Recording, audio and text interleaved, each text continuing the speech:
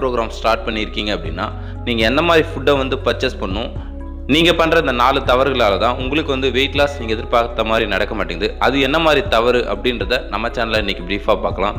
Okay, first நீங்கள் பண்ணுற முதல் தவறு என்ன அப்படின்னா, நீங்கள் வெயிட் லாஸ் பண்ணணும் அப்படின்றதுக்காக ஹெர்பலைஃப்பில் என்னென்ன ப்ராடக்ட்டை பர்ச்சேஸ் பண்ணணும் அப்படின்றது தெரியாமல் எல்லா விதமான ப்ராடக்ட்டையும் நீங்கள் பர்ச்சேஸ் பண்ணி நீங்கள் சாப்பிட்றீங்க. நீங்கள் இந்த மாதிரி சாப்பிட்டிங்கன்னா உங்களுக்கு வந்து நீங்கள் எதிர்பார்த்த மாதிரி வெயிட் லாஸ் வந்து நடக்காது.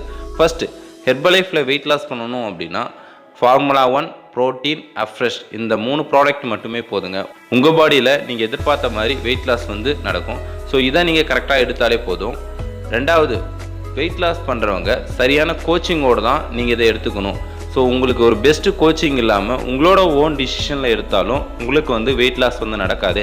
வெயிட் லாஸ் பண்ணுறவங்க நீங்கள் வெயிட் லாஸ் பண்ணணுமா, இல்லை இன்ச் லாஸ் பண்ணணுமா, இல்லை ஃபேட் லாஸ் பண்ணணுமா, இந்த விஷயம் தெரிஞ்சுக்கிட்டு உங்கள் கோச்சுக்கிட்ட கரெக்டாக சொன்னீங்கன்னா அவங்க உங்களை கரெக்டாக கைட்னஸ் பண்ணால் மட்டும்தான் உங்களுக்கு வந்து வெயிட் லாஸ் நடக்கும்.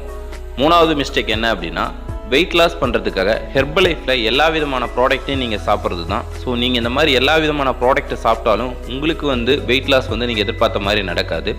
உங்களுக்கு என்ன மாதிரி பிரச்சனையோ அதுக்கான ஃபுட்டை மட்டும் நீங்கள் எடுத்தால் போதும். அதை தவிர்த்து நீங்கள் எல்லா விதமான ஃபுட்டை சாப்பிட்டாலும் உங்களுக்கு வந்து வெயிட் லாஸ் வந்து நீங்கள் எதிர்பார்த்த மாதிரி நடக்காது.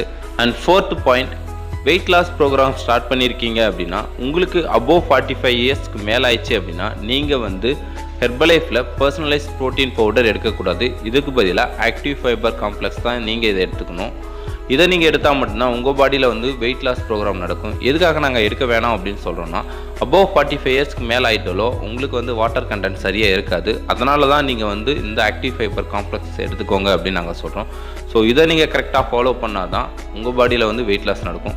ஓகே, நான் சொன்ன இந்த 4 விஷயத்தை நீங்கள் கரெக்டாக பண்ணணும். ரொம்பவும் முக்கியமான ஒரு விஷயம் உங்களோட மைண்ட் செட் வந்து கரெக்டாக இருந்தால் மட்டும்தான் உங்களோட வெயிட் லாஸ் வந்து கரெக்டாக இருக்கும்.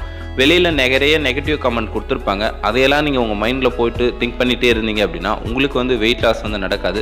ஸோ அதனால் வந்து யார் என்ன சொன்னாலும் அதை வந்து அப்போவே மறந்துட்டு நீங்கள் வெயிட் லாஸில் மட்டும் ஃபுல் ஃபோக்கஸாக இருந்தால் மட்டும் உங்களோட வெயிட் லாஸ் வந்து நீங்கள் எதிர்பார்த்த மாதிரி இருக்கும்.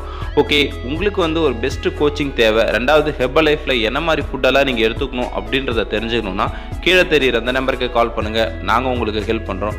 ஓகே, நெக்ஸ்ட் ஒரு இன்ட்ரெஸ்டிங்கான டாப்பிக்கோட பார்ப்போம். ஓகே, தேங்க்யூ ஃபார் வாட்சிங். Have a great day.